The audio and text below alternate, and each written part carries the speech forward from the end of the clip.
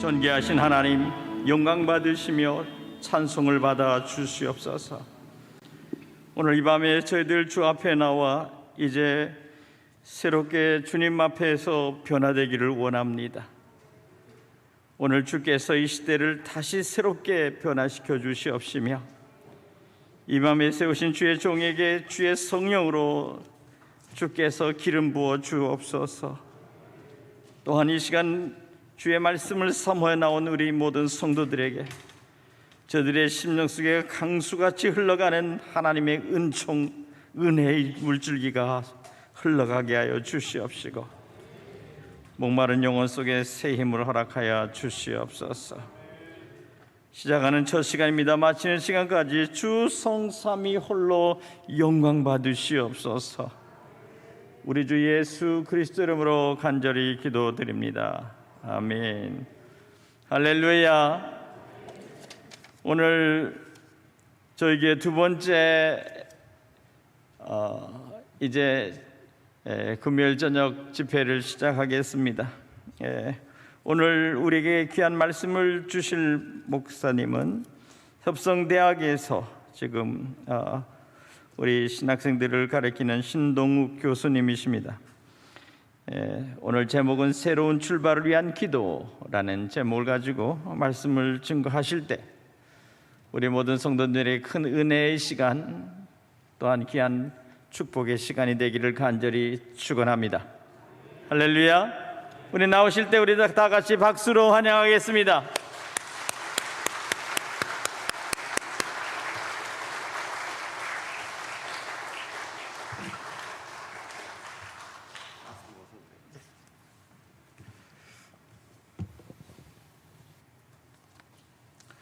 자, 만나서 반갑습니다.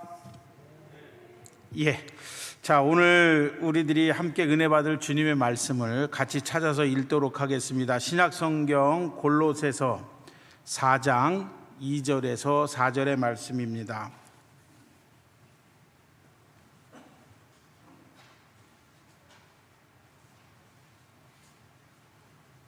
골로새서 4장 2절에서 4절 말씀입니다. 찾으셨으면 아멘 해보시죠. 다 같이 세 구절이니까 합독하겠습니다. 시작. 기도를 계속하고 기도에 감사함으로 깨어있으라. 또한 우리를 위하여 기도하되 하나님이 전도할 문을 우리에게 열어주사 그리스도의 비밀을 말하게 하시기를 구하라. 내가 이 일 때문에 매임을 당하였노라. 그리하면 내가 마땅히 할 말로서 이 비밀을 나타내리라. 아멘. 자, 오늘 설교 제목 같이 따라해 보겠습니다. 새로운 출발을 위한 기도. 한 번 더요. 새로운 출발을 위한 기도. 자, 오늘 기도 제목은 설교 제목은 긴데요. 그러니까 어떻게 하면 새로운 교회를 거듭나게 할 수 있을까라는 생각 속에서 이런 제목을 달아보았습니다. 자, 설교의 시작은 이렇게 한 인물을 좀 소개하면서 진행하도록 하겠습니다. 여러분들 성탄절쯤 가면 길거리에서 이렇게 군복 같은 거 입고 이렇게 이렇게 하면서 보셨나요? 뭐라고 이야기하죠? 그 사람들이 일컬어서 구세군이라고 이야기하죠. 그렇죠? 구세군을 창시한 사람이 누굴까요? 모르죠. 그렇죠? 윌리엄 부스라는 사람입니다.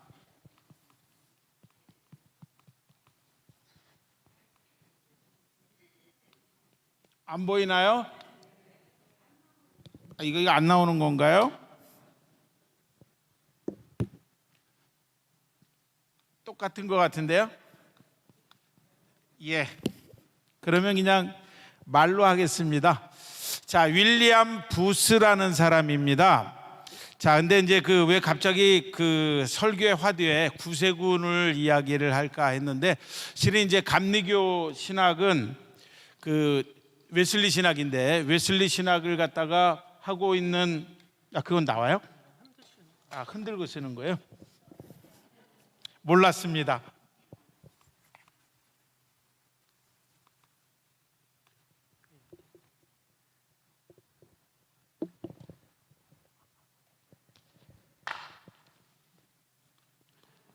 그래도 똑같은 것 같아요, 그죠? 예, 그냥 말로 할게요. 자, 윌리엄 부스라는 사람인데 이분을 이야기한 이유는 이거 윌리엄 부스가 이제 큰 틀에서 보면 감리교죠. 지금 감리교 웨슬리 신학을 하는 곳이 감리교. 그다음에 그 웨슬리 신학에서 성교를 강조하면 성결교. 그다음에 성령의 은사나 성령의 역사를 강조하면 순복음, 하나님의 성회고요. 그다음에 이제 구제를 강조하면 구세군 뭐 이렇게 갑니다. 이제 그래서 물론 이제 여기에 나사렛 교단도 그 웨슬리 신학을 하고 있고요. 근데 윌리엄 부스는 큰 틀에서 보면 그냥 우리들과 똑같은 그런 웨슬리안들입니다. 그래서 그냥 저기 이단 아닌가 그런 생각을 하시지는 않으시겠죠, 그렇죠? 그래서 이제 윌리엄 부스로부터 이야기를 하도록 하겠습니다. 자, 어떤 이야기냐면 윌리엄 부스가 그 기독교 교회에 대해서 향후 100년쯤 지나면, 그러니까 그 사람이 대략 1880년대 이후에 구세군 운동을 활발하게 진행했으니까 계산하기 좋게 1900년이라고 생각하면 지금서부터 약 얼마 되는 건가요? 한 20년 전쯤에 예언을 했는데 120년 전에 뭐라고 이야기했느냐, 향후 100년쯤 지나면, 그러니까 이제 대략 우리 시기랑 비슷하게 되겠죠, 그렇죠? 향후 100년쯤 지나면 교회는 이런 위기를 겪게 될 것입니다라고 마치 구약의 예언자처럼 예언을 했는데 그 예언의 내용을 한 번쯤 우리들이 짚어봐야 될 이야기입니다. 제가 부스의 이야기를 이렇게 천천히 읽어드리겠습니다. 다가오는 세기에는, 그러니까 자기가 활동했던 것 다음에 100년이 지나서는 가장 큰 교회를 위협하는 요인이 다음과 같은 것들입니다. 첫 번째, 성령 없는 신앙. 두 번째, 그리스도가 없는 기독교. 세 번째, 회개가 없는 죄사함. 그 다음에 네 번째, 거듭남이 없는 구원. 다섯 번째, 지옥이 없는 천국. 한 번 더요.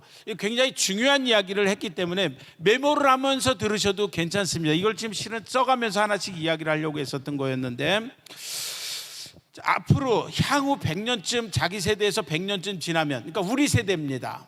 우리 세대가 되면 교회가 이런 위험을 경험하게 될 것입니다 하면서 열거했던 대략 5가지입니다. 첫 번째, 성령 없는 신앙. 두 번째, 그리스도가 없는 기독교. 세 번째는 회개가 없는 죄사함. 네 번째는 거듭남이 없는 구원. 그리고 다섯 번째는 지옥이 없는 천국에 대한 생각. 이것이 교회를 위태롭게 만들고, 그리고 기독교라는 신앙을 위기에 빠뜨릴 거라고 이야기를 했습니다. 3주간의 신학대학교 교수들을 초청해서 여러분들이 지금 원하는 것은 새 시대, 새 교회, 새 영성이라고 제가 홈페이지를 통해서 확인해 봤습니다. 여러분들도 그렇게 기대하고 준비하고 계시나요? 예, 그 정도 아멘 소리 갖고서는 안 될 겁니다. 여러분도 그렇게 준비하고 계시나요? 예. 자, 하나하나 조금 더 좀 짚어보도록 하겠습니다. 왜냐하면 우리 시대와 무관한 이야기가 아니라 우리 시대와는 굉장히 관련이 있는 이야기입니다. 첫 번째, 뭐라고 했냐면 위기의 첫 번째, 성령 없는 신앙입니다. 성령 없는 신앙. 아마도 지금서부터 대략 한 3, 40년 전만 해도 교회는 금요기도회, 지금 여기 오니까 굉장히 대성교회는 특이합니다. 거의 10시에 시작해서 늦게까지. 오늘 담임 목사님께서 설교 제가 조금 길지도 모릅니다 그랬더니 마음껏 편하게 설교하라고 그렇게 말씀하시더라고요. 그래서 1박 2일로 새벽 1시까지 이렇게 하는 걸로 이렇게 하고 여러분들 그냥 작심을 하시면 돼요. 자, 요즘은 이렇게 철야하는 교회를 찾아보기가 힘듭니다. 제가 지금 출석하고 있는 교회도 7시 반쯤 모여갖고 9시면 다 끝나고 갑니다. 토요일 날도 아무것도 없고 주일날 다시 모이는 거거든요. 자, 성령이 없는 신앙. 성령의 역사가 나타나지 않고요. 성령의 능력과 표적도 나타나지 않고요. 더군다나 부르짖는 기도 소리는, 눈물 흘리며 기도하는 기도 소리는 추억 속에 담겨져 있어요. 왜 그래도 교회 들어오면 왜 눈물, 콧물이 이렇게 강대상 의자에 부딪혀갖고 나는 좀 쾌쾌한 교회 안에서만 맡을 수 있는 그런 냄새들이 있잖아요. 지금은 그런 냄새를 맡을 수 있는 교회를 만나기가 쉽지 않습니다. 부흥회를 해도 축도로 끝나고요. 통성 기도하면 한 5분이나 10분 정도 기도하고 다 집에 가버리고요. 이렇게 되는 거예요. 아마도 우리 시대는 성령 없는 신앙, 성령의 역사나 표적이 나타나지 않는 그런 시대를 살아가고 있습니다. 새 교회란 뭐를 이야기하느냐? 그러면 잃어버렸던 성령의 역사가 나타나는 교회, 성령의 능력이 나타나는 교회, 성령의 표적이 나타나는 교회, 이 교회가 새 교회고, 이 교회가 주님이 찾고 계시고요. 이런 교회를 주님이 지금 다시 재건하고 싶어 하시는데, 대성교회가 그런 교회가 되기를 주님의 이름으로 축원합니다. 성령은 창조의 영이십니다. 오늘 저는 설교를 잘 할 줄 몰라서 성경을 많이 읽을 거예요. 성경 공부할 거니까요. 창세기 1장을 좀 보도록 하겠습니다. 창세기 1장 1절 2절입니다. 창세기 1장 1절 2절. 성령이 창조의 영이라는 것을 우리들에게 잘 말씀해 주고 계십니다. 창세기 1장 1절 2절. 다 찾으셨나요? 같이 읽겠습니다. 시작. 태초에 하나님이 천지를 창조하시니라. 땅이 혼돈하고 공허하며 흑암이 깊음 위에 있고 하나님의 영은 수면 위에 운행하십니다. 지금 땅이 어떤 상태냐면 혼돈, 공허, 흑암으로 규정짓고 있습니다. 흑암이 깊다는 것은 깊은 흑암을 이야기합니다.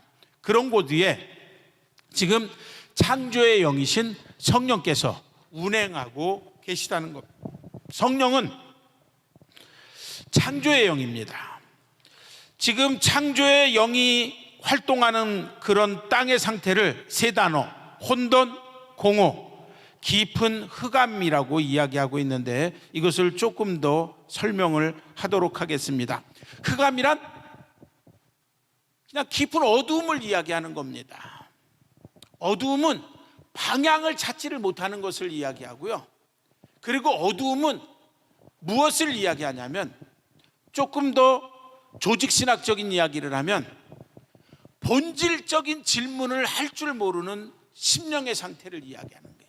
본질적인 질문을 할 줄 모르는 게, 어떻게 하면 돈을 벌을 수 있을까? 어떻게 하면 출세를 할 수 있을까? 이거 굉장히 세속적인 질문이고요. 어떻게 하면 빨리 성공할 수 있고, 어떻게 하면 내가 좋은 직장에 취직할 수 있고, 어떻게 하면 내가 빠른 시간 내에 인생의 승부를 걸고 출세를 할 수 있을까? 이런 질문들은 굉장히 세속적이고 물질적인 질문들입니다. 자, 그런데 흑암이 깊음 위에 있다라는 것, 우리의 심령 속에 흑암이 깊음이 있고, 그리고 세속적이고 땅에 속하는 것이 깊은 어두움 속에 있다라는 것은 본질적인 질문을 할 줄 모른다는 거예요. 어떻게 하면 내가 구원받을 수 있을까? 어떻게 사는 것이 올바른 삶인가? 어떻게 살아가는 것이 하나님이 원하시는 삶인가? 어떻게 살아가는 것이 한 번밖에 주어지지 않은 인생의 기회인데, 두 번의 인생의 기회를 가진 사람은 아무도 없어요.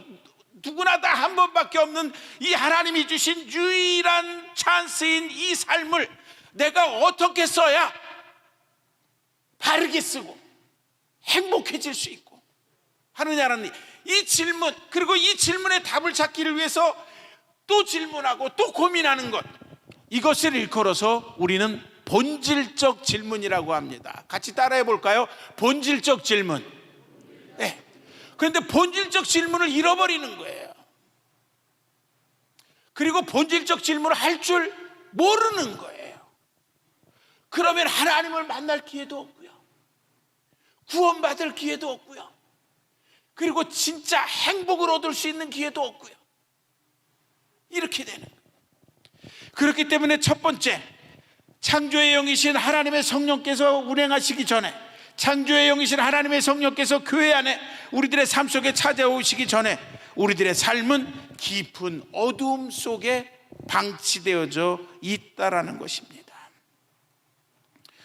두 번째는 혼돈입니다. 혼돈은 카오스고요. 카오스라는 이야기는 무질서입니다.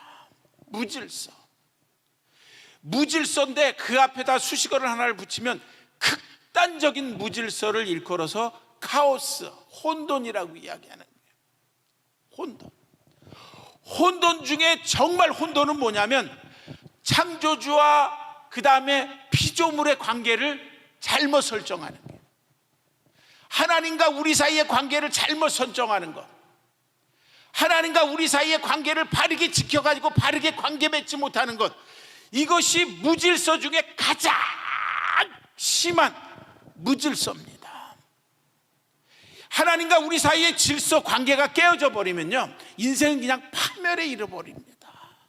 그냥 파멸에 이르는 거예요. 과학이 발전하면 뭐 하겠습니까? 생명이 연장되면 뭐 하겠습니까? 엄청나게 많은 물질적인 번영을 이루면 뭐 하겠습니까? 하나님이 재앙으로 한번 쓸어가면, 코로나로 한번 쓸어가면, 2년 전에 코로나가 이렇게 우리를 어렵게 만들 거라고 누가 예측했습니까? 누가 예측하셨냐고요? 아무도 예측하지 못했습니다. 델타 바이러스가 다시 변형해서 이렇게 나올 거라고 누가 예측했습니까? 백신 맞으면 될 줄 알았잖아요. 근데 하루에 확진자가 다시 1200명, 1300명, 수도권은 내일서부터 당장 4단계로 넘어간다고 이야기를 합니다. 누가 예측했냐고요? 아무도 예측을 못했습니다. 창조주 하나님과 피조물 인간 사이, 조물주와 피조물 사이의 관계가 깨어지고 무질서해지는 것 자체가 그냥 주워 담을 수 없는 극단적인 혼란입니다. 그것이 창조의 영이신 성령께서 우리들 가운데 임재하시기 전의 상황이고요. 그 다음에 세 번째는 공허입니다. 공허는 독일어로 말하면 nichts, 영어로 말하면 그냥 nothing, 그냥 우리말로 표현하면, 쉽게 이야기하면 허무입니다. 그냥 공허라는 말은 텅 비었는데, 이 텅 빈 것이 말하는 것은 뭐를 이야기하냐면 그 마지막이 허무로 끝나는 것을 이야기해요. 그 마지막이 죽음과 파멸로 끝나는 그 삶, 그 세계, 그 세계적 세속적 가치를 일컬어서 오늘 본문은, 성경은 뭐라고 이야기하냐면 공허라고 이야기를 합니다. 결국은 세상적인 것, 세속적인 것, 하나님의 창조의 영이 임하지 아니하시는 곳, 하나님의 창조의 은혜, 결국 하나님이 창조를 해서 태초에 하나님이 천지를 만드셨다라고 창세기 1장 1절이 우리들에게 이야기하는 것은 오늘 우리들로 하여금 하나님이 만드신 하나님의 세상으로 우리들을 초청하는 말씀입니다.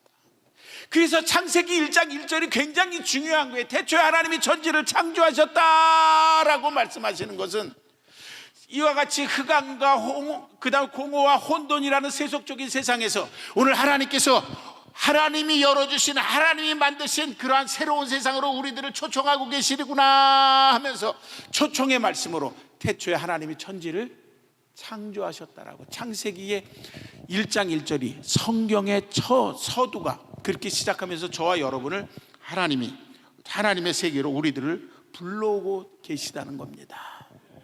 바라기는 오늘 창조의 영이신 하나님의 성령께서 임재하시면서 오늘 저와 여러분들을 향해서 열어주시는, 하나님만이 열어주실 수 있는 하나님의 세상, 하나님의 미래가 여러분들의 삶 속에 활짝 열려주시기를 주님의 이름으로 축원합니다. 사도 바울은 이 이야기를 조금 더 어렵게 아브라함의 믿음을 가지고 이야기를 합니다. 로마서 4장으로 가보도록 하겠습니다.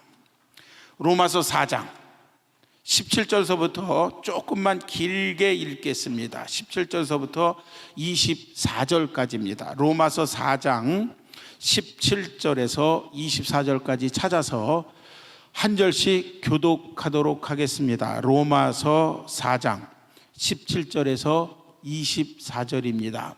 찾으셨으면 아멘 해보시죠. 한 절씩 교독합니다. 기록된 바 내가 너를 많은 민족의 제사장으로 세웠다 하신 것 같으니 그가 믿은 바 하나님은 죽은 자를 살리시며 없는 것을 있는 것으로 부르시는 이시니라.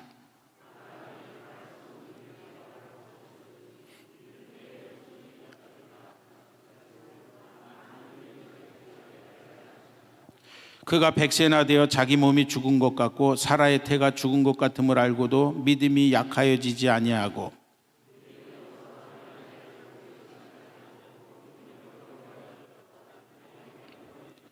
약속하신 그것을 또한 능히 이루실 줄을 확신하였으니 그에게 의로 여겨졌다 기록된 것은 아브라함만 위한 것이 아니요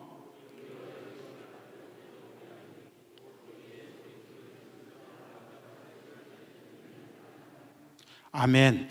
로마서 4장의 주인공은 아브라함입니다. 그리고 로마서 4장에서 왜 갑자기 아브라함을 사도 바울이 이야기하느냐? 오늘 아브라함의 믿음과 같은 믿음을 가진 사람만 하나님 앞에 의롭다함을 얻을 수 있기 때문에 그렇다는 겁니다. 따라서 내가 믿음으로 구원을 얻습니다 라고 이야기할 때 그 믿음은 로마서 4장에서 지금 우리가 읽었던 이 부분에서 사도 바울이 이야기하는 바로 이 믿음을 갖고 있어야 구원을 얻습니다. 그래서 사도 바울이 뭐라고 이야기하냐면 23절 24절 제가 한 번 더 읽을게요. 그에게 의로 여겨졌다 기록된 것은 아브라함만 위한 것이 아니야 의로 여기심을 받을 우리도 위함이니 곧 예수 우리 주를 죽은 자 가운데서 살리신 이를 믿는 자니라 라는 거예요. 결국은 아브라함의 믿음과 똑같은 믿음을 우리가 가져야 우리가 구원을 얻을 수 있다는 겁니다. 그러면 오늘 아브라함은 어떤 믿음을 가졌느냐? 24절에 이렇게 이야기합니다. 예수 우리 주를 죽은 자 가운데서 살리신 이를 믿는 믿음이라는 겁니다. 그러면 내가 예수 그리스도를 믿는다는 이야기는 예수, 다시 말해서 우리 주를 죽은 자 가운데서 살리신 하나님을 믿는다라는 겁니다. 그러면 도대체 이것이 무엇을 말하는가? 그것이 4장 17절서부터 쭉 소개가 되어지고 있습니다. 자, 그러면 신학적인 내용은 빼고 4장 17절에서 오늘 구원받을 만한 믿음이 무엇인지를 제가 소개합니다. 17절 후반부쯤에 이렇게 성경이 이야기합니다. 그가 믿은 바 하나님은 어떤 분이시라고요? 죽은 자를 살리시고 없는 것을 있는 것으로.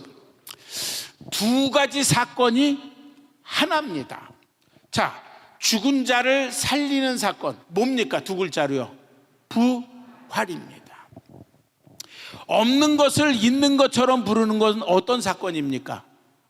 읽었잖아요. 지금 방금 전에 창세기에서 창조입니다. 하나님은 어떤 분이냐? 죽은 자를 살리시고 없는 것을 있는 것처럼 부르시는 분이라. 자, 죽은 자를 살리는 것은 부활이고 없는 것을 있는 것처럼 부르는 것은 창조입니다. 근데 사도 바울이 지금 로마서 4장에서 우리들에게 이야기하는 것은 부활과 창조는 하나님 입장에서는 동일한 사건이라는 겁니다. 같이 따라해 봅니다. 부활과 창조는 동일한 사건입니다. 한 번 더요. 부활과 창조는 동일한 사건입니다. 그럴 수밖에 없죠. 죽은 자를 살리는 건 창조입니다. 그런데 이 죽은 자를 살리시고 없는 것을 있는 것처럼 부르시는 하나님을 만났고 그런 신앙을 갖고 있는 사람의 샘플이 아브라함이라는 거예요. 도대체 아브라함이 어떻길래 그러냐는 거예요. 18절서부터 21절까지 제가 다시 한번 읽을게요. 아브라함이 바랄 수 없는 중에 바라고 믿었으니 이는 내 후손이 이가 되리라 하신 말씀대로 많은 민족의 조상이 되게 하려 하심이라. 그가 백세나 되어 자기 몸이 죽은 것 같고 사라의 태가 죽은 것 같음을 알고도 믿음이 약하여지지 아니하고 믿음이 없어 하나님의 약속을 의심치 않고 믿음으로 견고하여져서 하나님께 영광을 돌리며 약속하신 그것을 또한 하나님께서 능히 이루실 줄을 아브라함이 믿고 확신했기 때문에 하나님이 그의 믿음을 보고 그를 의롭게 여겨주셨다는 겁니다. 이게 지금 누구를 얻는 장면이죠? 아들 이삭을 얻는 장면입니다. 아브라함은 백세가 되어 100세가 되어 자기 몸이 죽은 것 같습니다. 아브라함이 100세에 이삭을 얻잖아요. 맞습니까? 네. 사라의 태가 죽은 것 같습니다. 맞습니까?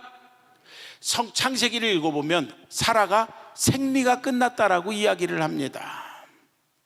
자, 그러면 제가 여러분들께 여쭙겠습니다. 여인이 생리가 끝났습니다. 임신이 가능합니까? 임신이 가능합니까? 가능하지 않습니다.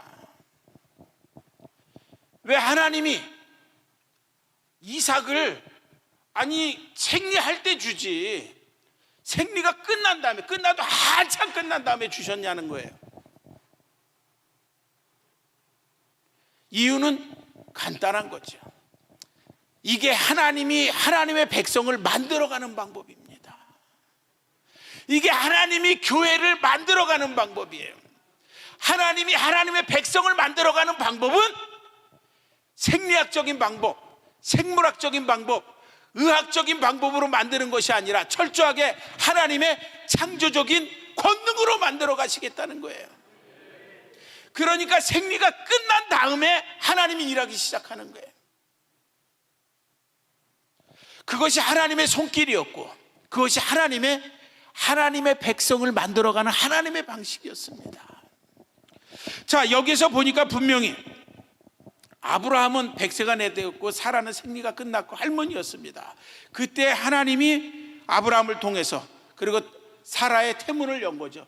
이것은 의학적으로 불가능하고 누구만 가능한 거냐면 창조주만 할 수 있는 일을 하신 겁니다. 그렇게 해서 준 아들이 누구냐면 이삭입니다.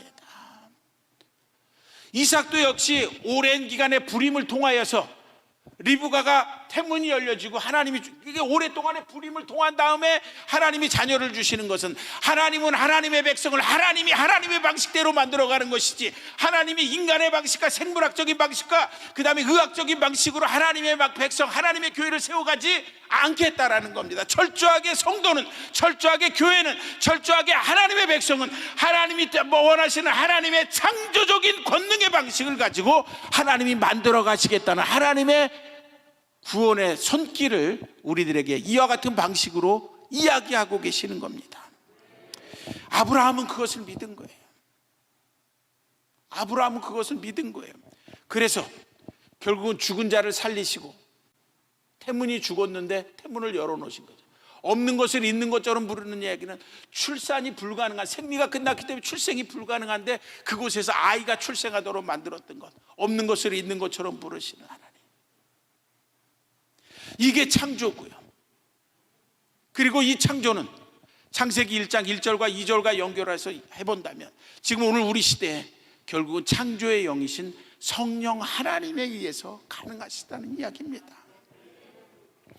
처음에 뭐라 이야기했냐면, 윌리엄 부스가 앞으로 자기 세대 말고 100년 뒤쯤에 교회가 겪게 될 첫 번째 위기가 뭐냐? 성령의 역사가 없는 신앙이라는 겁니다. 성령의 역사가 없는 신앙. 결국은 하나님의 성령은 창조의 영이시고요, 창조의 영이신 하나님의 성령께서는 교회 가운데 역사하시고 세상 가운데 역사하시고 우리들의 삶 속에 역사하시면서 죽은 자를 살리시고 없는 것을 있는 것처럼 부르시는 하나님의 이와 같은 창조적인 구원의 능력을 우리들의 삶 속에 사건이 되게 만들어 주시는데, 오늘 교회가 이런 하나님의 창조의 영이신 성령의 역사를 잃어버리고 있다는 이야기입니다. 잃어버리고 있다는 이야기. 이와 같은 하나님의 창조의 역사, 이와 같은 성령의 역사하심을 통해서 우리들에게 보여주시는 하나님의 창조의 권능, 이런 것들을 잃어버리고 있다는 겁니다. 이와 같은 창조적인 하나님의 구원의 역사는 2000년 전에 십자가 사건을 통해서 우리들에게 분명하게 보여주셨죠. 그래서 사도 바울이 4장 23절 24절에서 예수 그리스도를 믿는 것을 이렇게 이야기한 겁니다. 결국 예수 그리스도가 십자가에서 갈기갈기 우리들의 대속물로 찢어 죽으셨습니다. 장사한 지 사흘 만에 살아나셨습니다. 이것이 의미하는 것은 오늘 하나님께서 예수를 갈기갈기 대속의 제물로 찢어 죽이셨다가 장사한 지 사흘 만에 그를 살려내심으로써 보여주신 하나님의 창조적인 구원의 능력이라는 겁니다.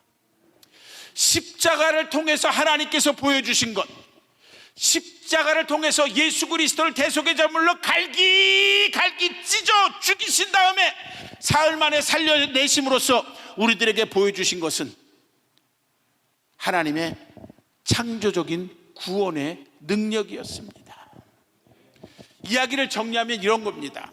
내가 예수 그리스도를 믿습니다라는 것이 로마서 4장의 버전대로 잘 풀어서 설명하면 이런 겁니다. 나는 2000년 전에 내 죄를 위해서 십자가에서 갈기갈기 찢겨 죽으신 예수 그리스도를 장사한 지 사흘 만에 살려내신 그와 같은 하나님의 창조적인 구원의 능력이 십자가를 통해서 나타난 것을 믿고, 또한 이와 같은 하나님의 창조적인 구원의 능력이 지금 내 삶을 통해서 나타나는 것을 나는 믿습니다라는 겁니다. 그렇기 때문에 우리가 갖고 있는 믿음은 하나님의 창조적인 역사가 나타나는 그와 같은 성령의 창조의 영이신 성령이 우리들 가운데 나타나서 보여주시는 하나님의 창조적인 구원의 능력입니다. 내가 믿음을 갖고 있다는 얘기는요, 굉장히 위대한 힘을 갖고 있다는 겁니다. 위대한 힘을 갖고 있다는 겁니다. 그런데 윌리엄 부스로부터 100년이 지난 지금 우리 시대의 교회는 윌리엄 부스가 예언하고 예견했던 것처럼 성령이 없는 신앙을 갖고 있다는 게, 기껏해야 교회는 윤리적인 교회로 남아있고요, 기껏해야 설교는 윤리적 설교에서 머물러 있는 그와 같은 모습이 어쩌면 우리 시대의 자화상이 아닌가 하는 생각을 해봅니다.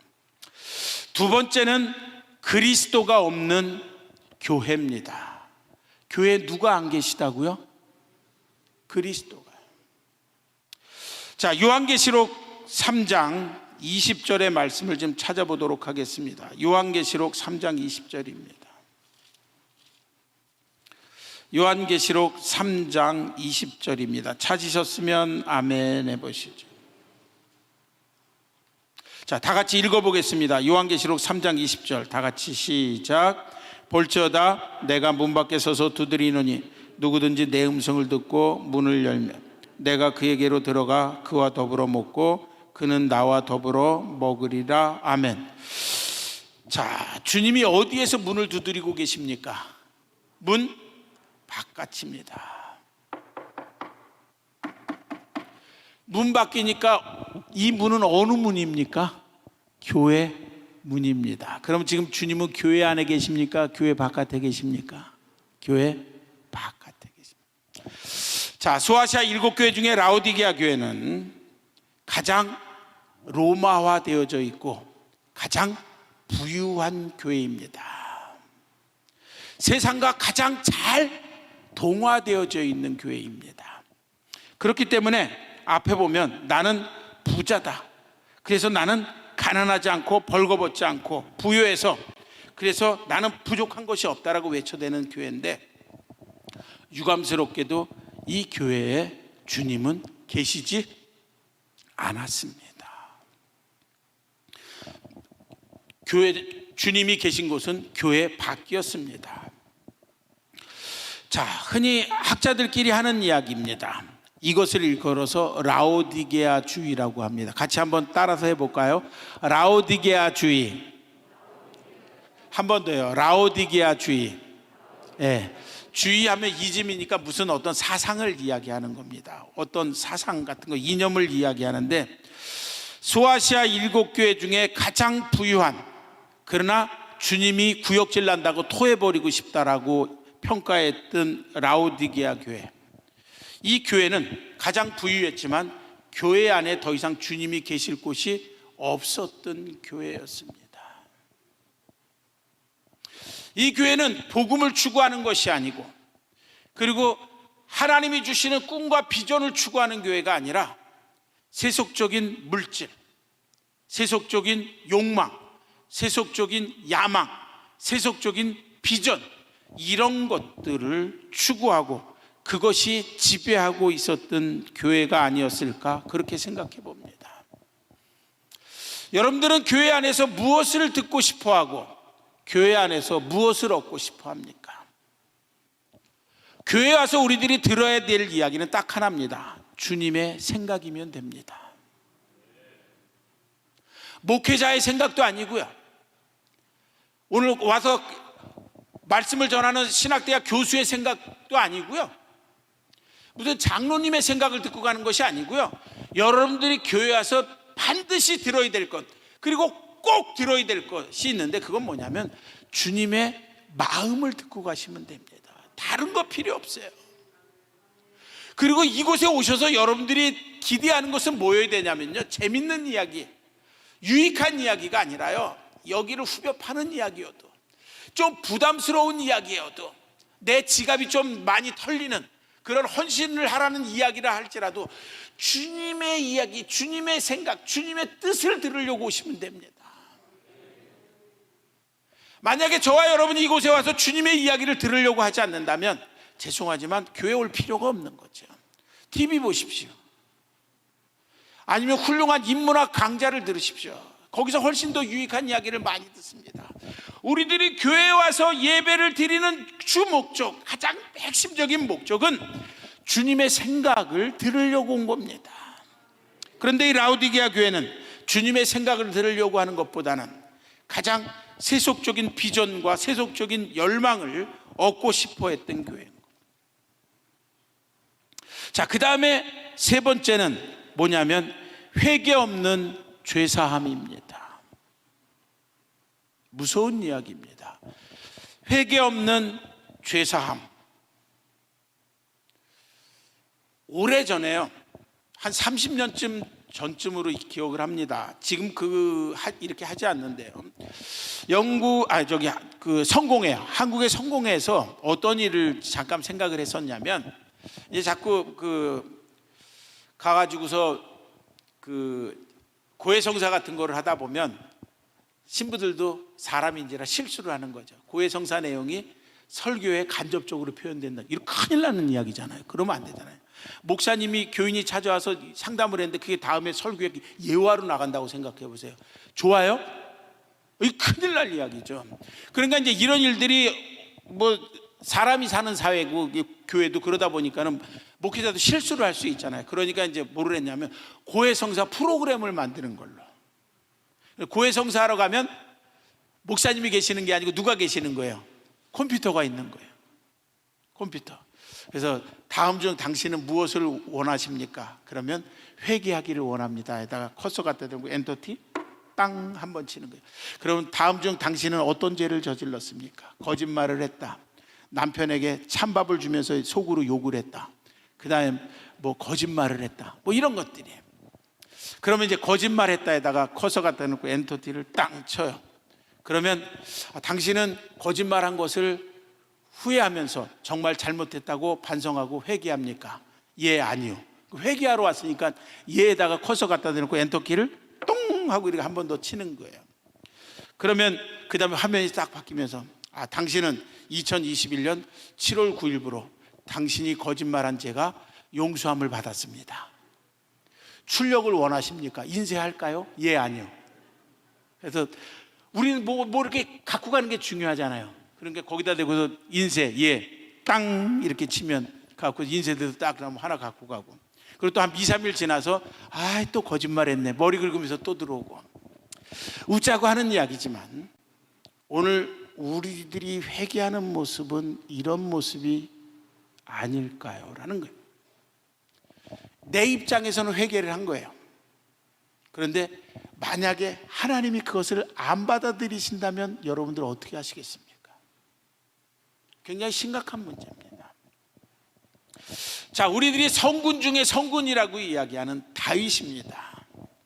다윗이 우리아의 아내 바세바를 범했습니다. 그 다음에 우리아를 죽게 만들었죠. 그러고 난 다음에 바세바가 잉태를 했습니다. 그리고 그냥 계산하기 좋게 자연분만했으니까 대략 몇 달이 지난 거죠? 10달이 지났습니다. 그 다음에 그 아이가 태어나서 곧 죽었잖아요. 그렇죠? 그러니까 보통 10개월, 계산하기 좋게 10개월. 나단 선지자를 하나님이 보내셨단 말이에요. 그러니까 하나님이 10개월 동안 참으신 거예요.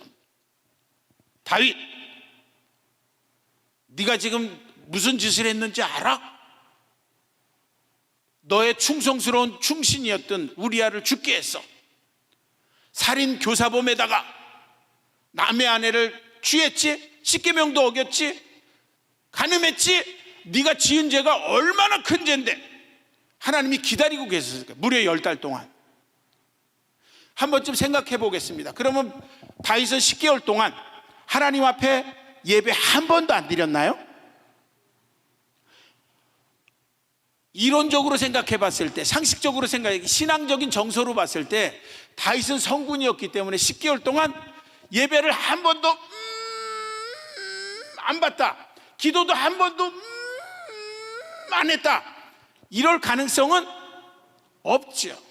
예배도 받고 큐티도 했고, 그리고 기도회도 했고, 그리고 금요일날 와서 밤늦게도 기도했고 했을 거라는 거예요. 그러나 무엇만은 이야기 안 했을까요?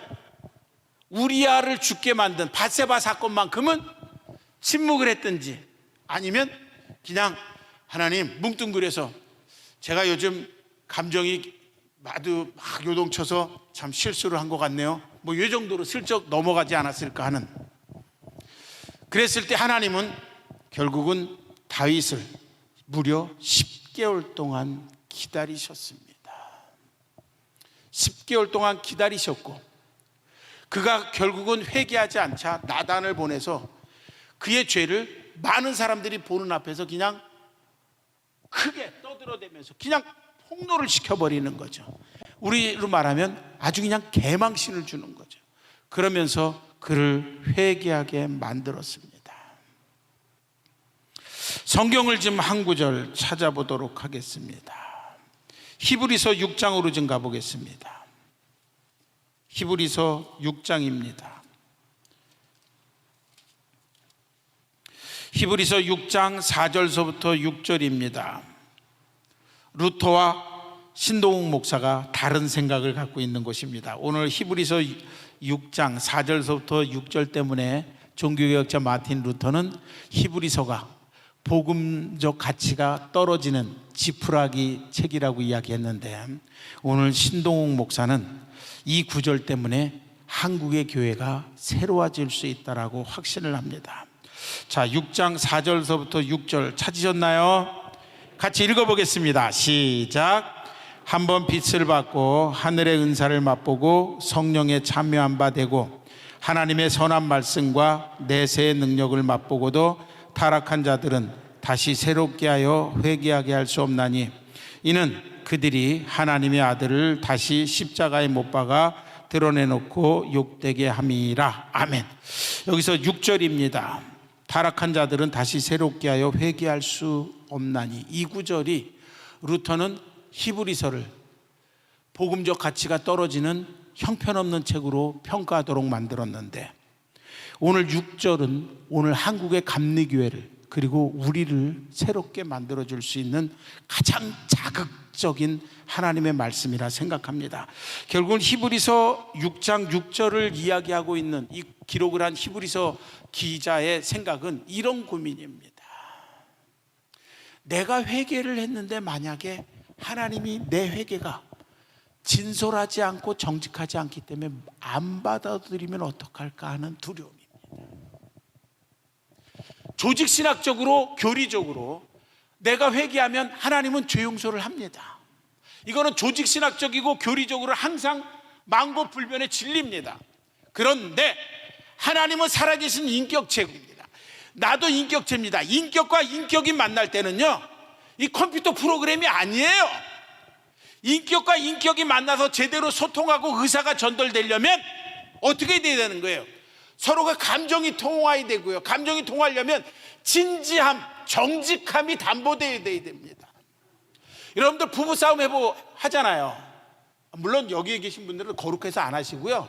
저쪽 저기 아산에 가면 그런 분들이, 그런 교인들이 많이 있다는 얘기. 아산에 가면 부부싸움 하는 교인들이 많아요.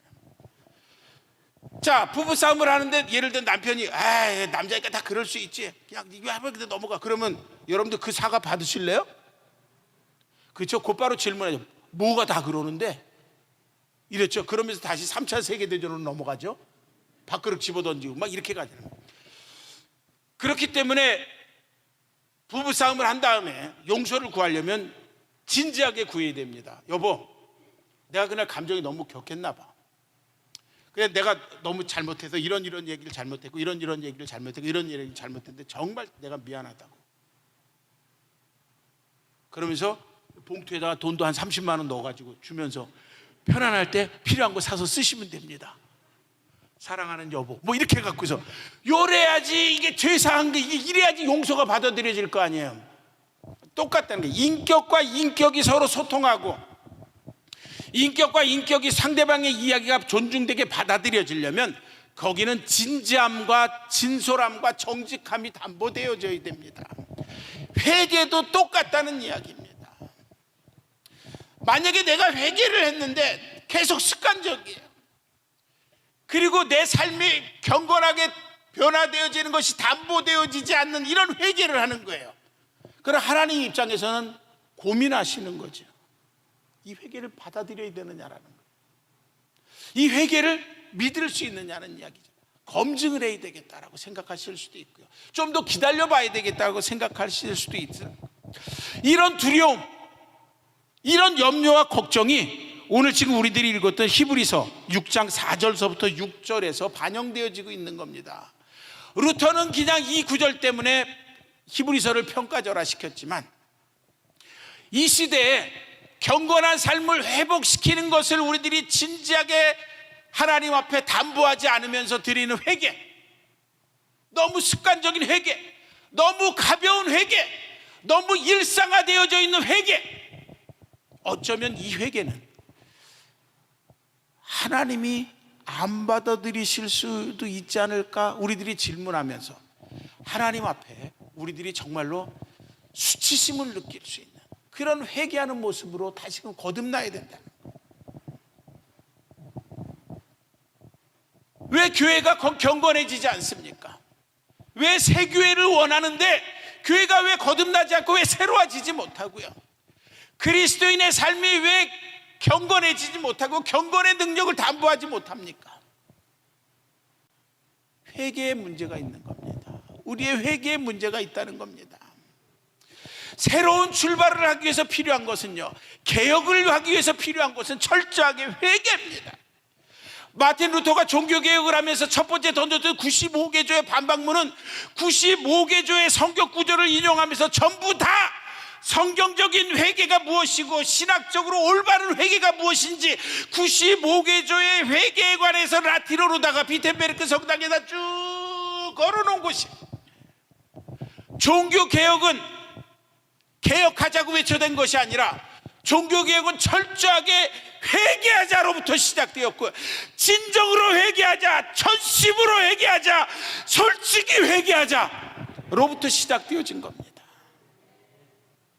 회개가 없는 새로운 교회, 회개가 없는 부흥, 회개가 없는 거듭남은 새빨간 거짓말이고요.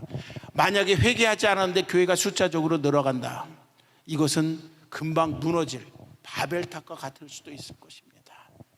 바라기는 윌리엄 부스가 걱정했던 회개 없는 죄사함, 거룩한 삶을 회복할 것을 담보하지 못한 이와 같은 회개는 하나님이 안 받아들여 주실 수도 있다라는 이와 같은 두려운 질문을 던지면서 우리들의 삶이 회개에 합당한 열매를 맺을 수 있길 주님의 이름으로 간곡하게 부탁을 드립니다.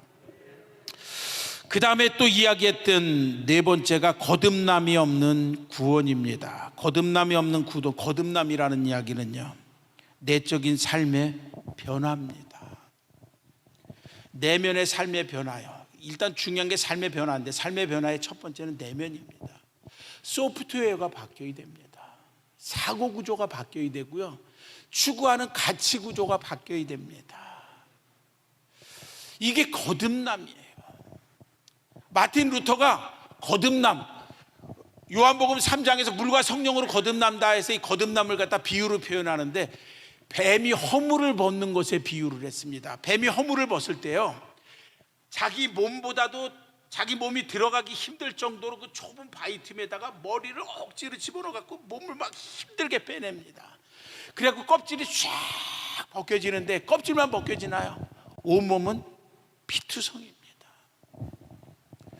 종교학자 루터가 거듭남을 이와 같이 뱀이 허물을 벗는 것의 비유를 이야기하면서, 거듭남이라는 것은요, 우리들의 소프트웨어 두 가지를 바꾸는 거예요. 하나는 가치 구조를 바꾸는 거예요.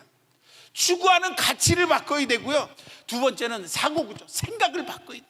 이게 바뀌어야 삶이 바뀌어집니다. 삶은 하루 이틀은 바뀌어질 수 있어요.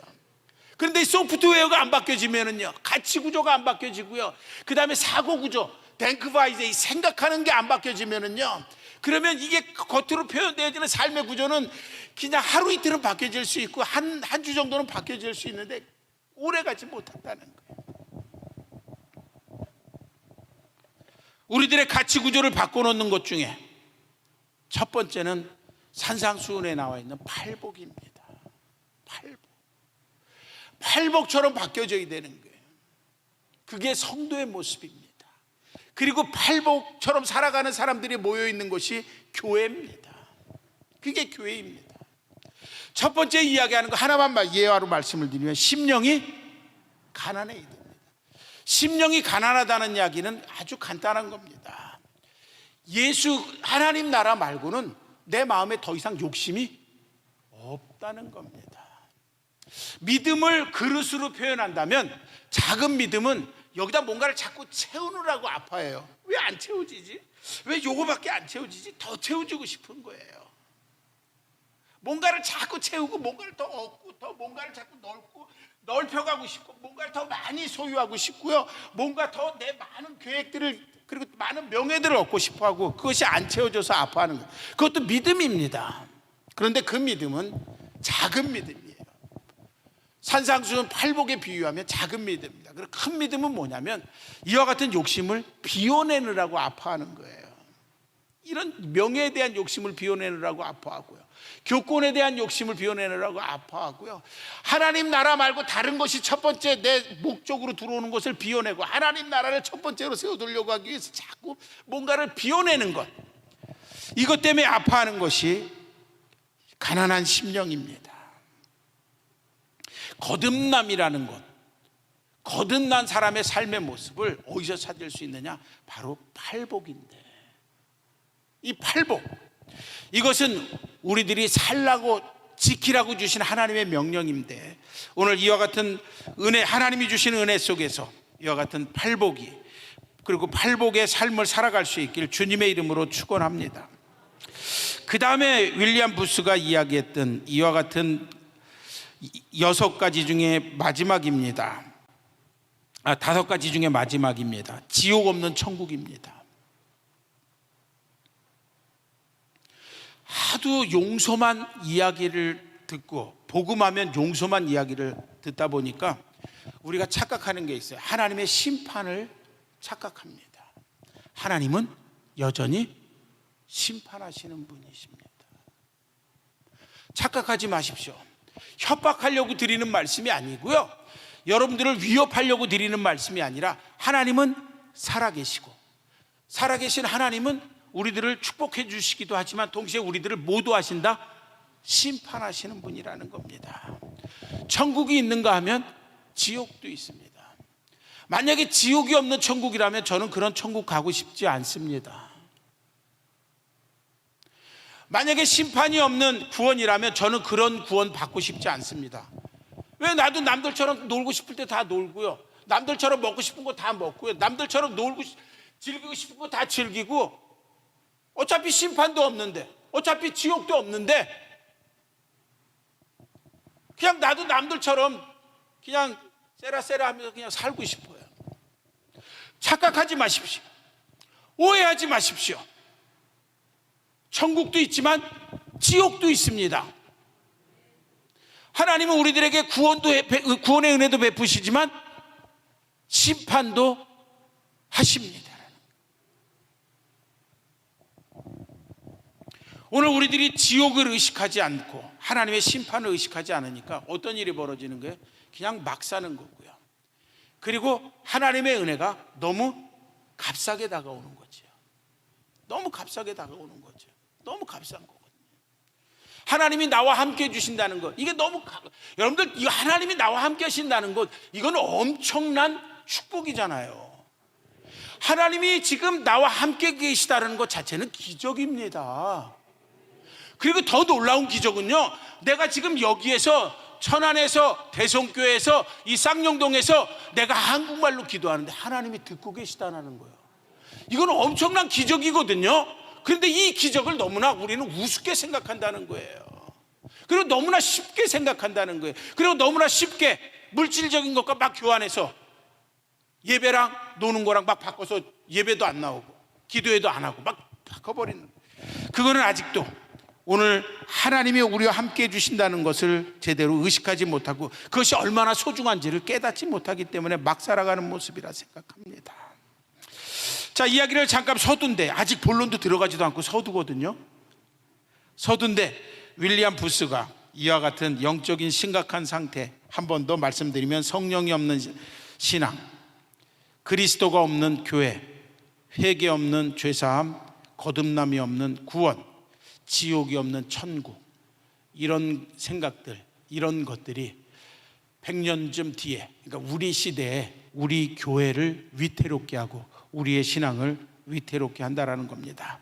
예, 우리들의 현실이었습니다. 그렇기 때문에 우리들은 겉모양은 분명히 신자인데 삶의 내용은 불신자와 아무런 차이가 없는 이런 교인들이 오늘 교회 안에 너무 많이 있고, 그 다음에 진짜 믿음, 가짜 믿음, 이것이 구분하기 힘든 이런 상황이 오늘 우리들한테 지금 만연되어져 있습니다. 우리가 지금 코로나19를 경험하고 있는데 코로나19는 아마도 우리들에게 두 가지를 의미해 주고 있는 것 같습니다. 서두에 말씀드렸던 이와 같은 교회의 위기를 맞고 있는 이런 한국의 교회를 향해서 하나님이 회초리를 좀 든 것이 아닌가 하는 이런 하나님의 심판입니다. 하나님의 심판.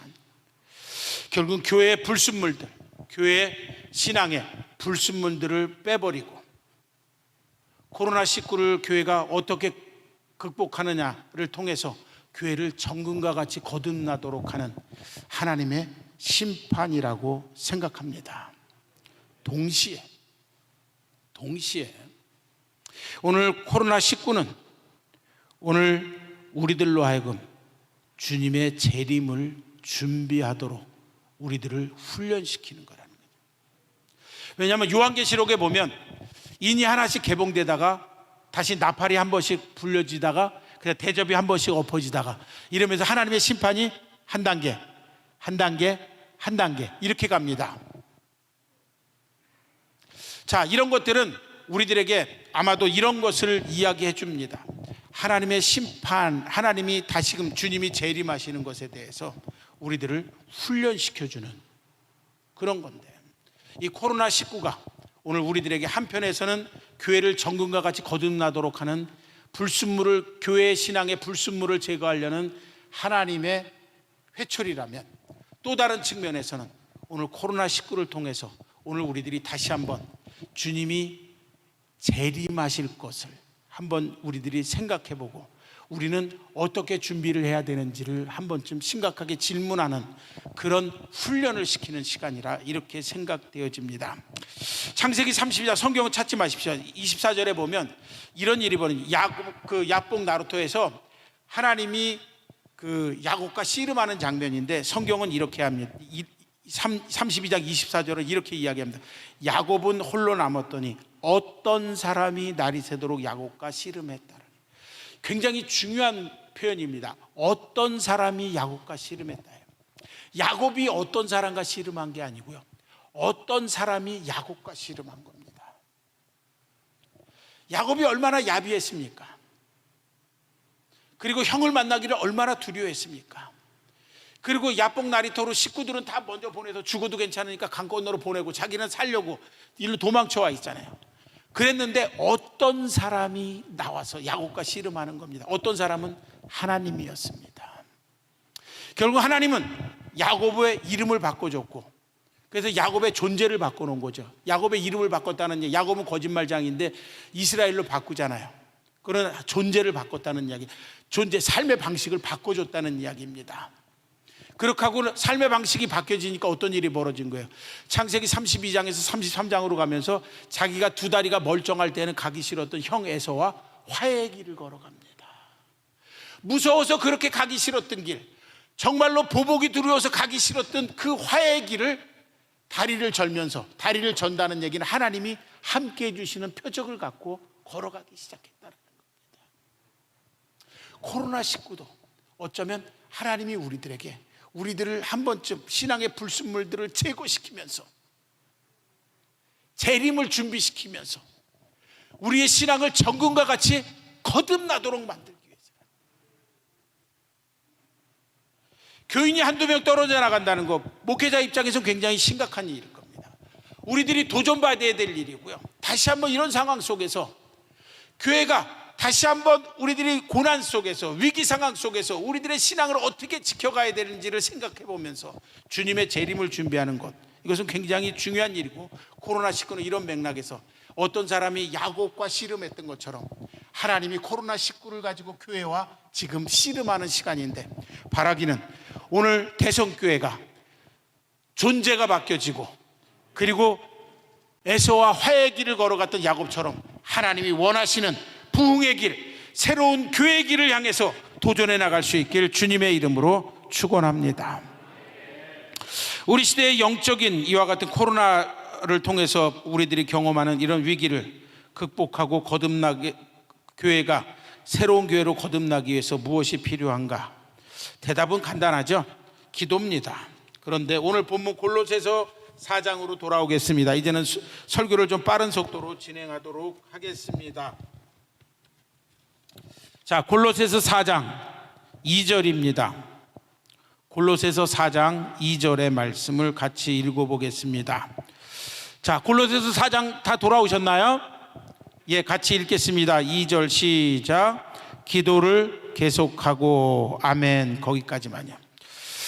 자, 이런 윌리엄 푸스가 이야기했던 여러 가지, 5가지의 그런 영적인 위기, 교회의 위기를 극복하기 위해서, 그리고 새로운 교회로 우리가 나아가기 위해서 필요했던 것은 오늘 사도 바울이 골로새 교회를 위해서 권면하는 내용 중에 하나, 기도를 계속하고 라는 계속되는 기도입니다. 영어 성경은 이렇게 번역합니다. Devote yourself to pray. 기도가 삶의 중심이 되도록 하라는 이야기입니다. 기도가 삶의 중심이 되도록 하라는 이야기입니다. 기도가 삶의 중심인 사람, 두 사람을 짧은 시간 소개하도록 하겠습니다. 하나는 안나입니다. 누가복음 2장 36절서부터 38절이 등장하는 안나고요. 또 하나는 다니엘서 6장에 나오는 다니엘입니다. 이 두 사람을 짧게 여러분들에게 소개하도록 하겠습니다. 안나 다 들어보셨죠? 그렇죠? 안나. 자, 헬라어로는 안나, 히브리어로는 한나입니다. 한나는 많이 들어본 이름이죠. 누구의 엄마죠? 사무엘의 엄마이기도 하죠. 그래서 안나하고 한나는 같은 이유. 하나는 헬라어 그리스어 표기고 하나는 히브리어 표기입니다. 그 다음에 갖고 있는 의미는 은혜라는 뜻입니다. 은혜. 자, 성경에 보니까는 84세까지 결혼해서 7년 동안 살다가 84세까지 과부로 지내는, 그러나 그는 성전을 떠나지 아니하고 주야로 금식하며 기도하는 사람이라고 이렇게 이야기를 했습니다. 자, 그 신약 성서 시대의 사회상을 조금 그 연관해서 보면 이렇습니다. 1세기 신약 성서 시대의 평균 수명이 45세입니다. 근데 안나가 84세까지 살았으니까 평균 수명의 거의 2배 가까운 굉장히 장수를 한 거죠. 보통 사람들은 40살 조금 넘으면 다 죽는데 84세까지 살았습니다. 자, 사람들이 빨리 죽다 보니까는 여자들의 평균 결혼 연령이 14살이라고 합니다. 14살. 굉장히 빠르죠. 그렇죠? 여기 계신 우리 어르신들도 14살에 결혼하신 분은 안 계시죠. 그죠? 14살에 결혼하신 분은 안 계실 겁니다. 14살입니다. 만약에 14살에 결혼했다라는 걸 전제한다면, 그러면 그러니까 7년 동안 남편이랑 같이 살다가 과부가 됐다니까는 21살에 과부가 됐을 거고, 그 다음에 84세까지 살았으니까 과부 생활이 무려 63년입니다. 정확하진 않지만 그냥 평균 사회적인 연령을 계산하는 거예요. 63년 동안 과부 생활한 거예요. 굉장히 기구한 운명이죠. 63년을 과부로 지내는 겁니다. 근데 63년 동안의 과부 생활을 하면서 성경이 이 안나라는 분의 삶을 참 위대하다고 평가를 하는데 뭐라고 이야기를 하냐면 성전을 떠나지 아니하고 주야로 금식하며 기도하며 섬겼다라고 이야기를 합니다. 주야로 금식하며 기도하는 분이었을 거예요. 63년을 과부 생활하다 보면 얼마나 마음에 상처가 많았겠어요. 남편과 더불어 재밌게 알콩달콩 살아가는 사람 삶을 보면 샘나기도 하고요. 자식이 있어가지고 자식이 잘 되고 뭐 좋은 학교에 진학하고 좋은 직장 얻고 잘 나가고 손주 보고 이런 거 보면 얼마나 마음이 쓰리겠어요. 그렇죠? 그 다음에 업신여김을 당하고 뭐 이런 거 하면 얼마나 괴롭겠어요. 그런데 그 누구에게도 호소할 수 없는, 그러나 그 모든 것을 하나님께만 호소하면서 63년이라는 그런 삶을 성전을 떠나지 않고 주야로 금식하며 기도했다는 거예요. 63년을 한결같이 성전에서 주야로 금식하며 기도하는 삶은 쉬운 삶이 아닙니다. 63년을 한결같이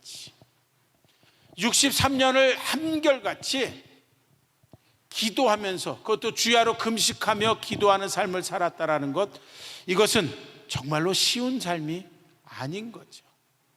기도를 때려치고 싶하고 성전을 뛰쳐가고 나가고 싶기도 했을 텐데 그렇게 살았다는 이야기입니다. 또 한 사람은 다니엘입니다. 다니엘서 6장에 보니까는 다리오라는 임금이 명령을 내리죠. 각자 자기들이 섬기는 신에게 기도하라고 명령했나요? 기도하지 말라고 명령했습니다. 자기가 섬기는 신을 향해서 기도하면 어떻게 하겠다는 겁니까? 성경책 안 읽어보셨어요? 사자굴 속에 넣겠다라고 이야기한 거죠. 그래서 다니엘은 사자굴 속에 던져질 것이 무서워서 기도하지 않았나요? 기도했습니다. 그랬더니 그가 사자굴 속에 던져졌고요. 그랬는데 하나님의 사자를 보내서 사자의 입을 막고 그를 살려냈습니다. 다니엘은 목숨을 걸고 기도를 했습니다.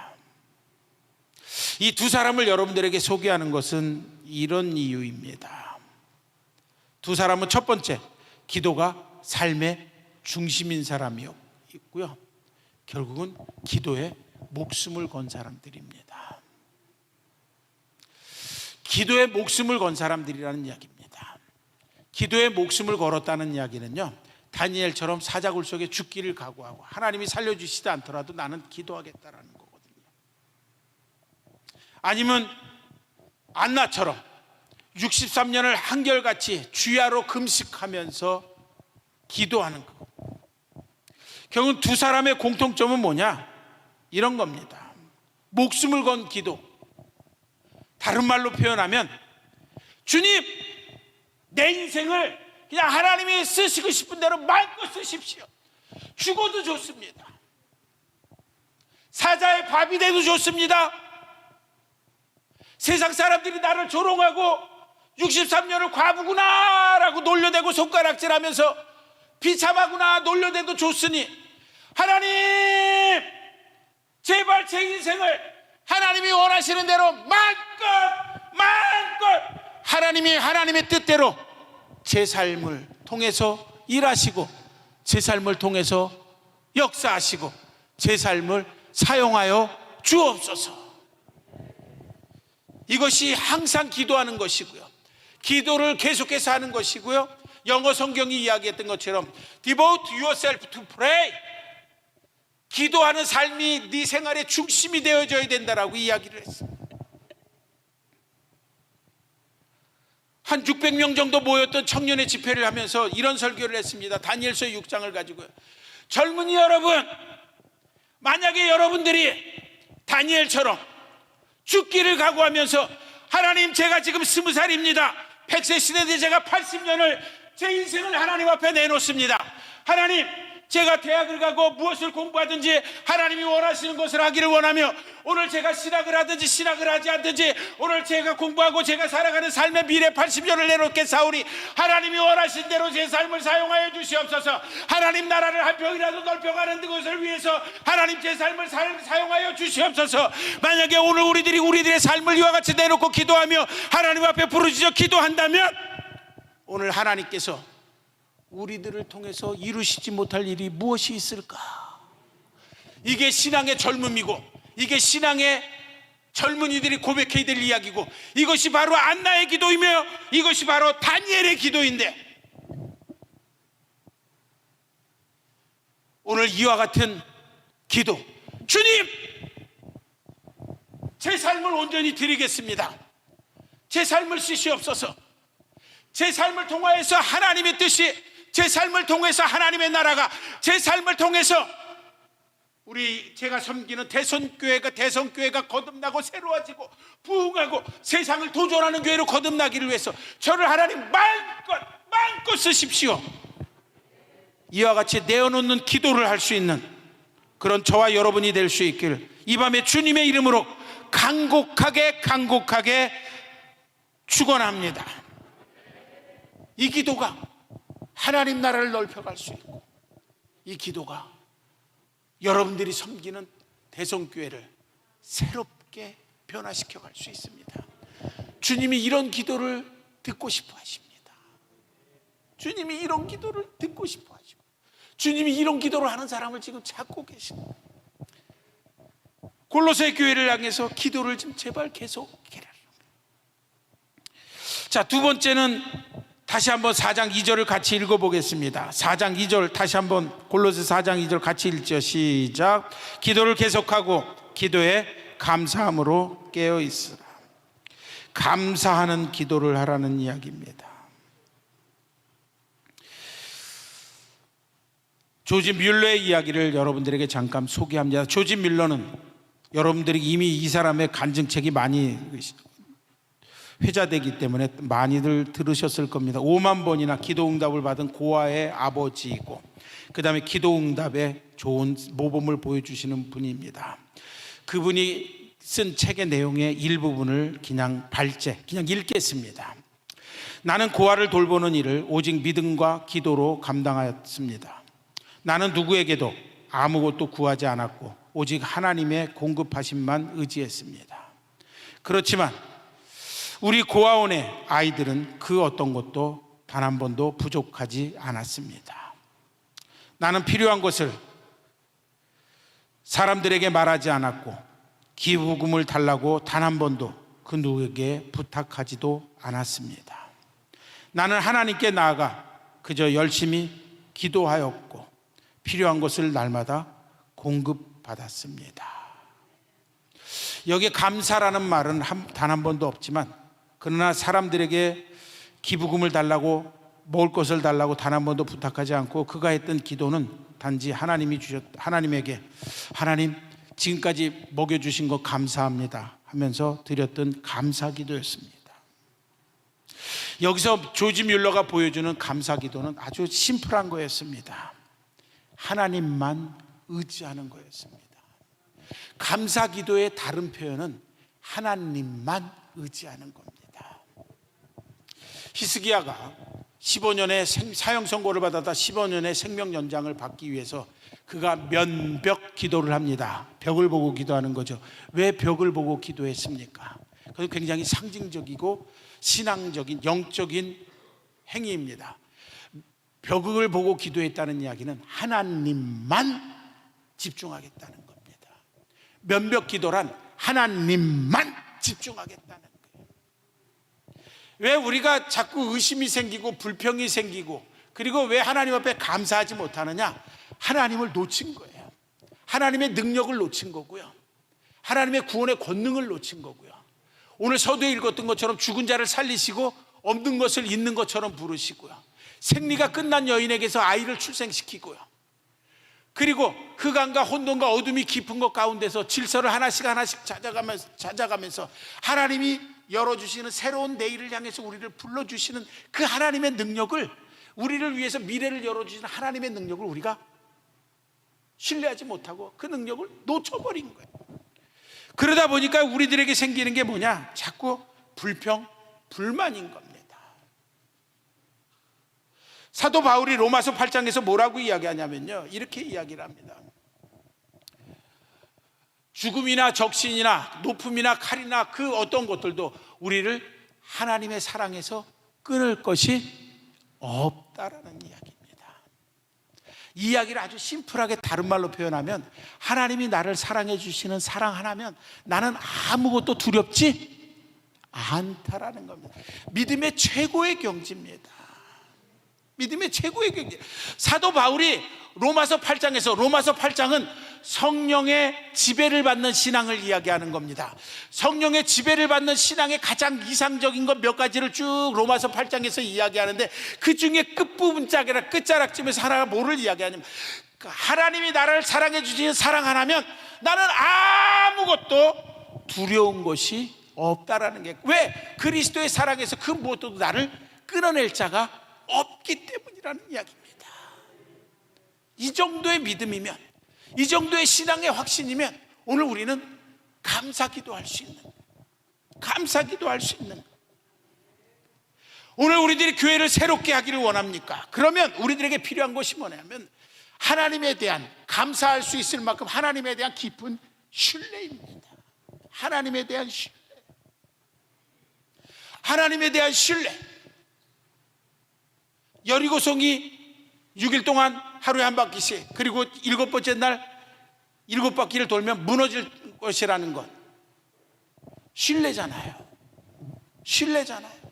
하나님에 대한 신뢰잖아요. 하나님에 대한 신뢰입니다. 하나님을 신뢰하십니까? 그 정도 믿음 갖고는 내가 못 믿겠다니까요. 하나님을 신뢰하십니까? 하나님을 신뢰하십시오.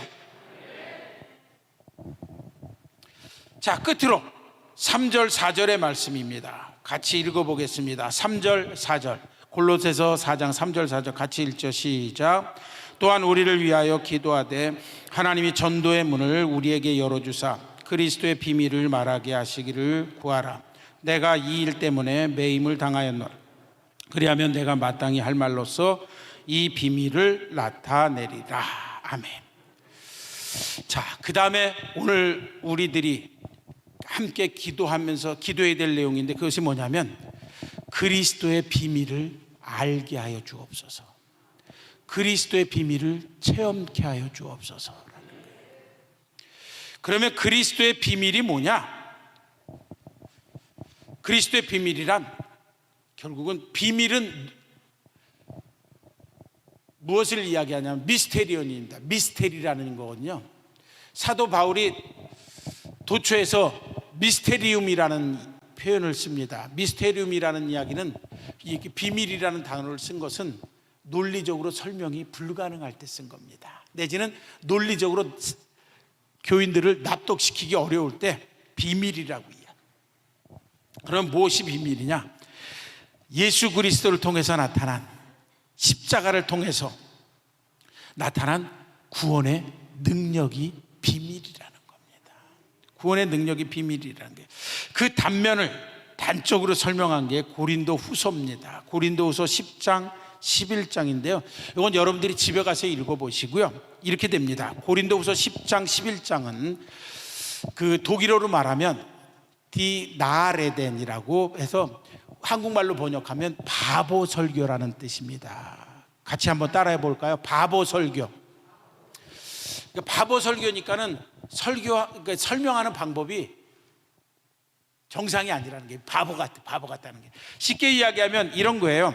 10장 11장에서, 그러니까 고린도 후서 전체가 바울의 사도권이 문제였어. 너는 사도가 아니다 라고 이야기할 때 나는 사도가 맞다, 이렇게 이야기하는 거예요. 이제 이런 겁니다. 누가 이런 게, 신동욱 목사, 당신은 목사가 아니야, 이렇게 이야기할 때 나는 목사가 맞아, 이렇게 이제 반론을 하는 거예요. 그러면서 저 같으면 이렇게 이야기할 거예요. 내가 왜 목사가 맞냐? 나는 내 모교회는 어떤 교회고, 그리고 내가 어려서부터 내가 영적인 아버지처럼 생각했던 분은 대한민국에서 내노라는 부흥사였고, 그리고 그분으로부터 세례를 받고 그분으로부터 영적인 그런 어떤 능력도 받고, 그 다음에 목회도 그분에게 많이 배웠고, 그 다음에 신학은 어디에서 공부했고, 그 다음에 내가 독일에 유학 가고 12년 동안 요한계시록 갖고 공부해서 박사학위도 받았고, 지금은 내가 협성대학에서 신약학을 가르치는 교수를 하고 있고, 그 다음에 내가 중부연에서 어떤 감독님에게서 목사 안수회를 받았고, 그 다음에 내 친구들 중에서 누구도 목사, 누구도 목사, 누구도 목사, 누구도 목사, 누구도 목사, 누구도 목사, 그리고 그 친구 중에 하나는 지금 어디에서 감독도 하고 있고, 막 이러면서 쭉 이야기를 하면서, 그러면서 나는 목사가 맞아, 이렇게 이야기할 거예요. 그런데 사도 바울은 나는 어디서 신학을 공부했고 어디 유학 갔다 왔고, 내가 이런 얘기 일체하지 않습니다. 일체하지 않고 내가 사도가 맞고, 그리고 너희들이 흉내내지 못할 만큼 내가 진짜 사도인 것이 맞다. 그러면서 뭐라고 이야기를 하냐면요, 자, 조금만 같이 읽겠습니다. 고린도후서 11장입니다. 고린도후서 11장 22절서부터 조금만 읽겠습니다. 22절서부터 같이 읽겠습니다.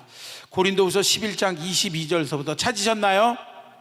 예, 설교 거의 다 끝났으니까요, 너무 걱정하지 마시고요. 22절서부터 같이 읽겠습니다. 시작. 그들이 히브리인이냐? 나도 그러하며. 그들이 이스라엘이냐? 나도 그러하며. 그들이 아브라함의 후손이냐? 나도 그러하며. 그들이 그리스도의 일꾼이냐? 정신없는 말을 하거니와 나는 더욱 그러하도다. 내가 수고를 넘치도록 하고 옥에 갇히기도 더 많이 하고 매도 수없이 맞고 여러 번 죽을 뻔하였으니, 유대인들에게 40에 하나 감하는 매를 5번 맞았으며 3번 태장으로 맞고 1번 돌로 맞고 3번 파선하고 일주야를 깊은 바다에서 지냈으며. 아멘. 거기까지만요. 이렇게. 그 다음에 제가 혼자 읽겠습니다. 30절. 내가 부득불 자랑할진대 내가 약한 것을 자랑하노라. 그 다음에 12장 10절입니다. 같이 읽죠. 12장 10절 같이 읽겠습니다. 시작. 그러므로 내가 그리스도를 위하여 약한 것들과 능력과 궁핍과 박해와 공고를 기뻐하노니 이는 내가 약한 그때의 강함이라. 아멘. 여기서 우리가 관심을 가져야 될 것은 30절과 12장 10절입니다. 내가 부득불 자랑할 것은 약한 것을 자랑한다. 12장 10절 끝부분, 내가 약한 그때의 강함이라는 겁니다. 자, 앞에 쭉 읽었는데 이런 거예요. 사도 바울이 너는 사도가 아니다 그랬을 때 나는 진짜 사도가 맞고 여러분들이 흉내내지 못할 정도로 나는 사도가 맞다. 그 이유는 뭐냐? 자, 23절 이하, 11장 23절 이하에서 고난을 이야기합니다. 어떤 고난을 이야기를 하냐면 40에 하나 감하는 매를 5번이나 맞고 3번 태장에 맞고 돌에 맞아서 죽을 뻔했고, 그 다음에 일주야를 깊은 바다에서 풍랑에 떠밀려 다녔고, 강의 위협, 강도의 위협, 동족의 위험, 그 다음에 이방인의 위험, 시내의 위험, 광야의 위험, 바다의 위험, 거짓 형제의 위험, 그 다음에 여러 번 잠자지 못하고 목마르고 죽을 뻔했고 추위에 헐벗었다는 이야기입니다. 사도답게 사는 것은 이렇게 고난당하고 방해받고 핍박받는 거랍니다. 그런데 문제는 뭐냐? 내가 왜 진짜 사도냐? 내가 가장 사도답게 살 때 내가 심하게 고난을 받지만, 내가 심하게 고난을 받으면 받을수록, 내가 약해지면 약해질수록 나를 통해서 나타나는 주님의 구원의 권능이 강하기 때문에 그렇다는 얘기예요. 그래서 나는 부득불 약한 것을 자랑하고 12장 10절에서 내가 약할 그때 강하다라는 거지. 내가 가장 복음 때문에 가장 능욕받고, 복음 때문에 가장 모욕받고, 복음 때문에 가장 심하게 방해받고, 복음 때문에 가장 심하게 모함을 받고 방해를 받고 핍박을 받을 때에, 비록 나는 육체적으로 힘들지만 나를 통해서 나타나는 하나님의 구원의 능력이 가장 강하게 임하는 것을 나는 매 순간 경험했고, 날마다 경험했고, 어제나 오늘이나 영원토록 경험했다. 너희들 경험했니? 못했지. 고로 내가 진짜 사도가 맞다. 너희 교회는 이런 거 경험했니? 못했지. 우리 대성교회는 이런 것을 날마다 경험한다. 그러니까 우리 교회가 진짜 교회다. 우리 교회가 진짜 복음적인 교회다. 우리 교회가 진짜 사도적인 실존을 살아가는 교인들이 풍성한 교회다라는 것입니다. 사도적 실존, 어렵게 표현하면 복음에 합당한 삶을 살아가면은요 외면당합니다. 우리가 어설프게 복음적 삶을 사니까 세상이 좋아하는 게, 우리가 정말로 복음이 반짝반짝 빛나게 살잖아요. 복음을 갖고 세상을 팍팍 도전하기 시작하잖아요.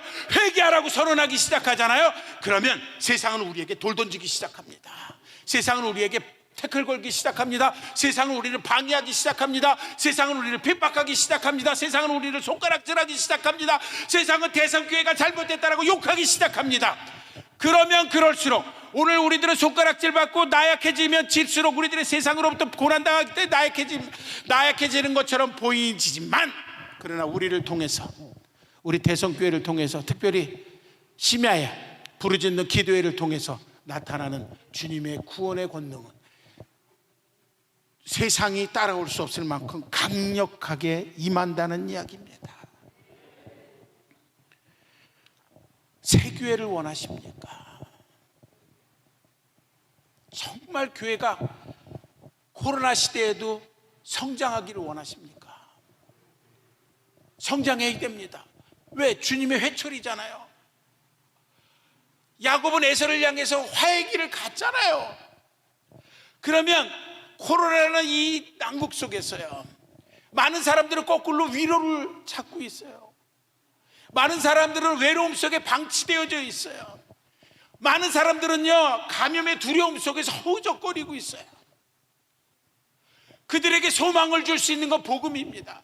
그들에게 두려움을 내몰고 샬롬의 평안을 줄 수 있는 것도 복음입니다.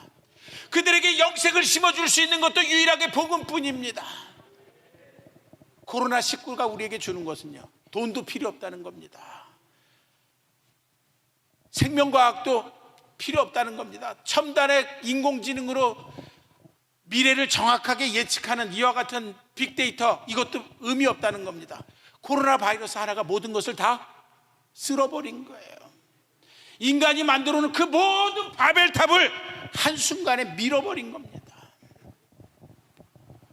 포스트 코로나 두렵습니다. 어떻게 세상이 바뀌어질지. 그러나 많은 사람들에게는 더 복음이 필요한 시대입니다. 더 복음을 들려줘야 될 시기입니다. 더 많이 대성교회로 사람들을 불러들여야 됩니다. 왜? 그들이 살아야 되기 때문에. 세상의 교인을 구분하는 표현은 여러 가지입니다. 제적교인도 있고요, 주일 출석교인도 있고요, 재정부를 보는 장로님이 좋아하는 11조 교인도 있습니다. 그러나 주님이 좋아하는 교인은 파송교인입니다. 세상에 나가서 복음이 반짝반짝 빛날 수 있도록 세상을 향해서 도전하는 사람. 그런데 그런 사람들에게 주님은 오늘 그리스도의 비밀을 체험시키고, 그리고 그들을 파송교인으로 세워주시기를 원하십니다. 이야기를 다 맺겠습니다. 새 교회가 되기를 정말로 원하십니까? 다니엘이나 안나처럼 기도가 삶의 중심인 사람이 되어서 목숨 걸고 기도하십시오. 그리고 목숨 걸고 기도함으로써 대성교회가 거듭나고 새로워지고 포스트 코로나 시대에 다시 한번 교회의 부흥을 써나가는 그런 교회로 거듭날 수 있길 주님의 이름으로 간곡하게 축원합니다.